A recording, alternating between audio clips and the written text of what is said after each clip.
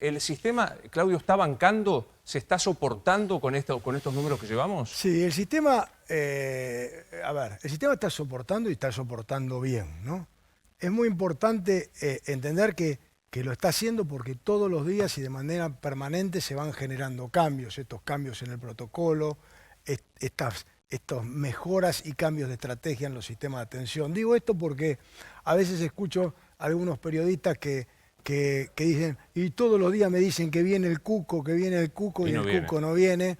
Y yo le diría que si no se hubiesen hecho un montón de cosas que se hicieron durante las últimas 4 o 5 semanas, el sistema habría saturado mucho antes, ¿no? Entonces, creo que se están haciendo cosas que permiten continuar atendiendo como se viene haciendo, que la situación es extrema, es grave, pero que por lo menos tenemos que estar contentos desde el punto de vista de que el sistema está resistiendo.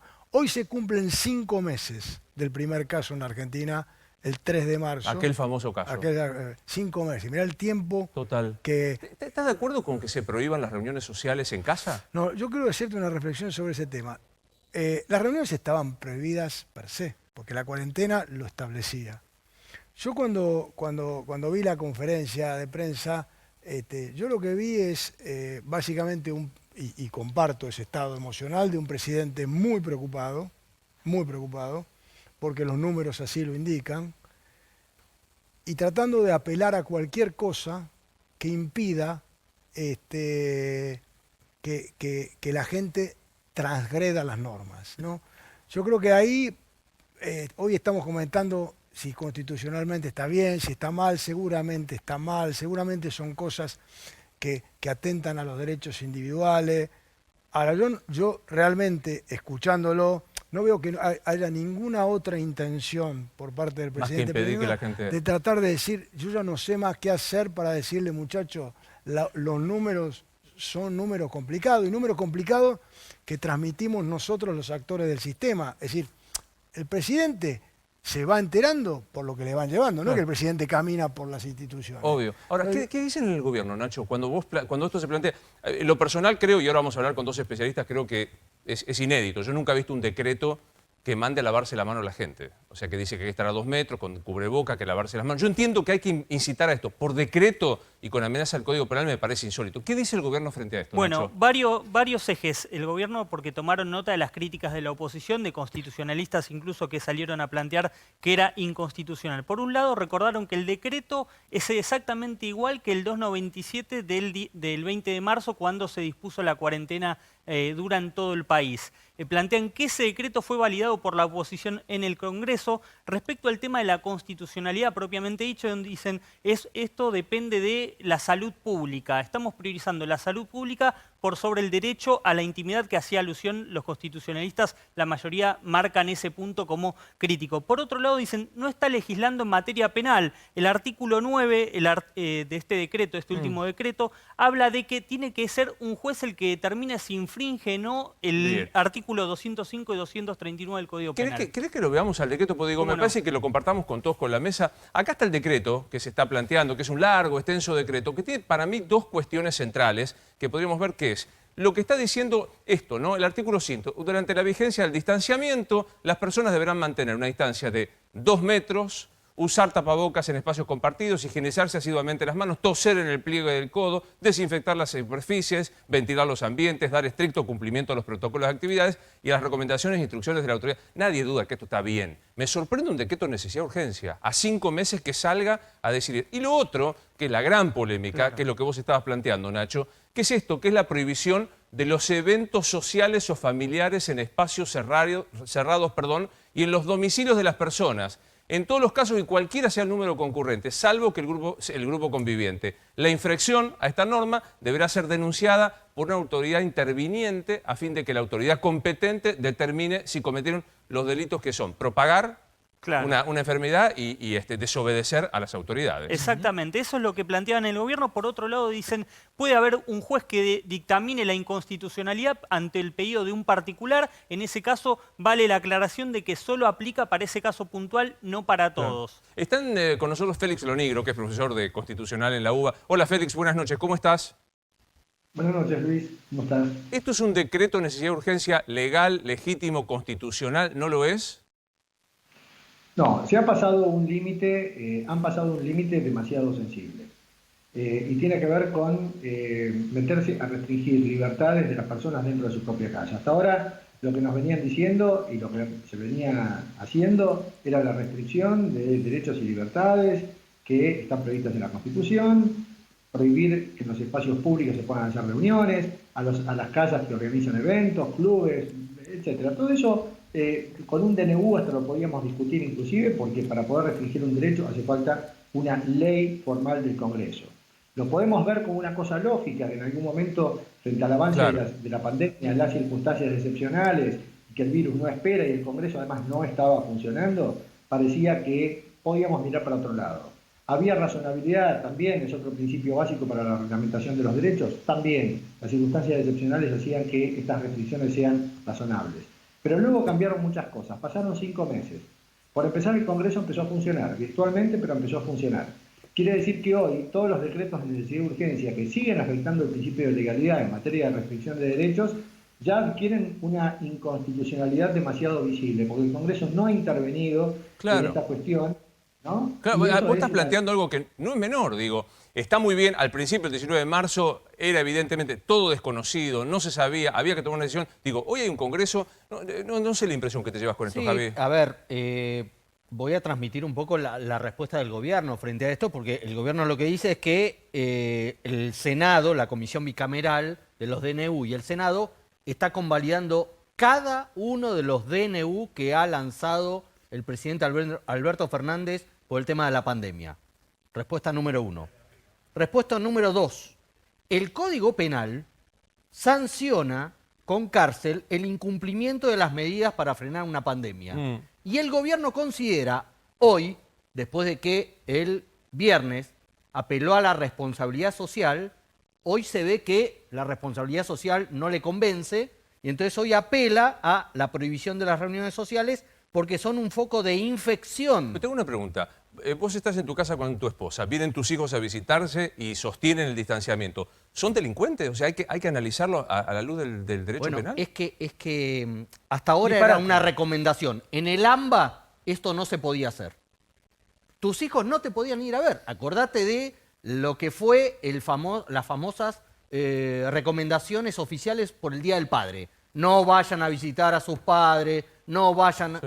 En el AMBA.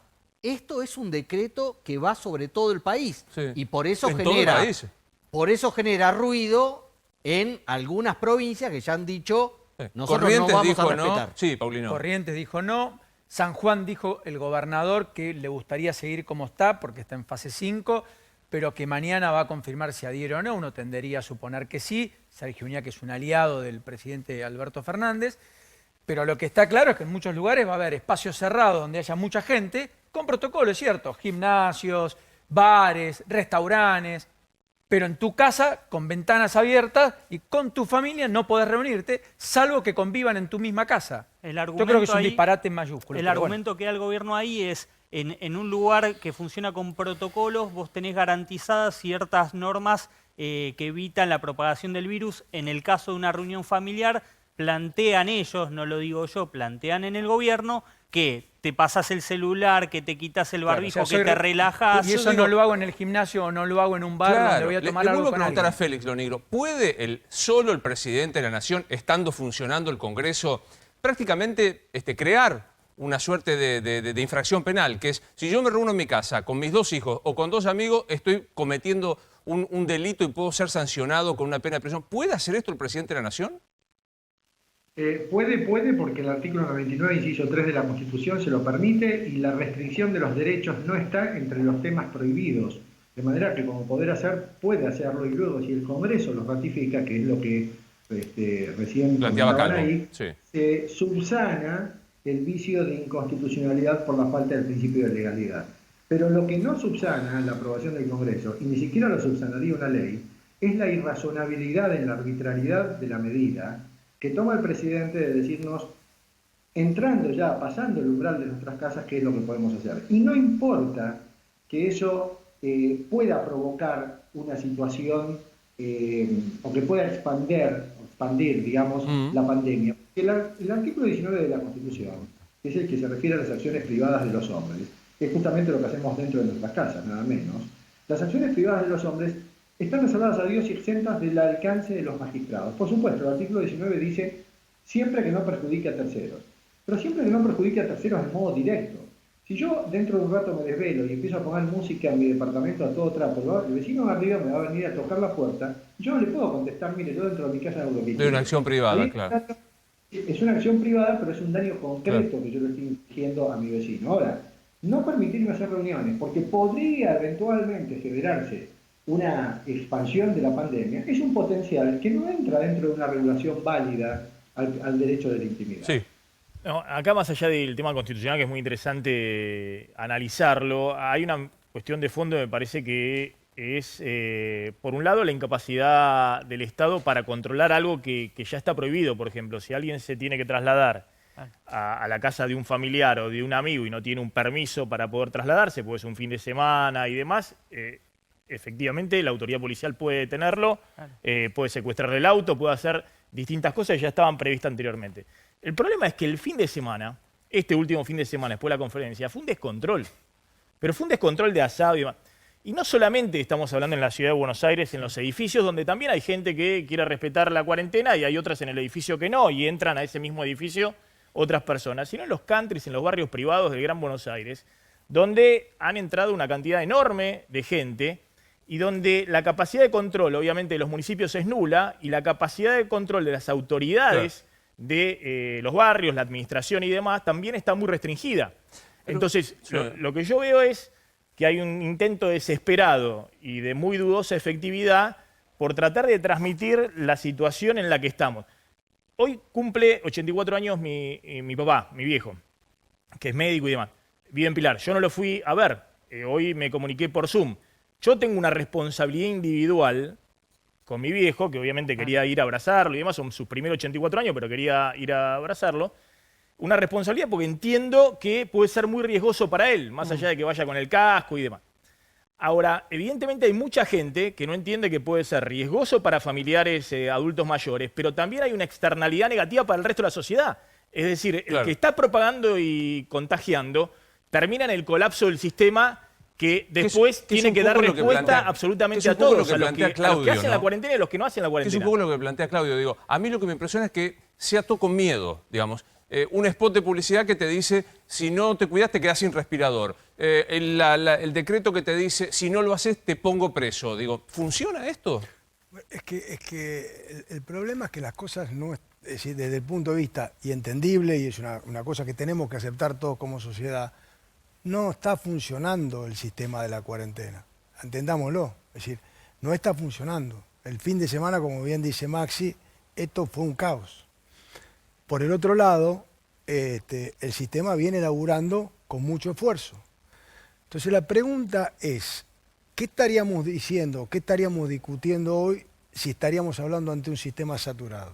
¿Cuál sería la discusión? Le estaríamos diciendo al presidente, ¿y cómo no nos advertiste? ¿Cómo no gritaron antes? ¿Cómo nos dijeron que tomáramos conciencia? Yo creo que hay un intento desesperado de tratar de hacerle entender a la gente, miren muchachos, que esto no es joda, y bueno, y la gente está cansada, no quiere saber más nada y quiere salir. No sé si es una pregunta que puedas responder. De la gente que llega contagiada, ¿se puede terminar el origen? Si es por una reunión social, si es porque estuvo por... ¿Hay algún modo de saber esto? ¿Dónde mayoritariamente contagio? Se puede, obviamente, la gente que se contagió si fue una fiesta no te lo va a decir, ¿no?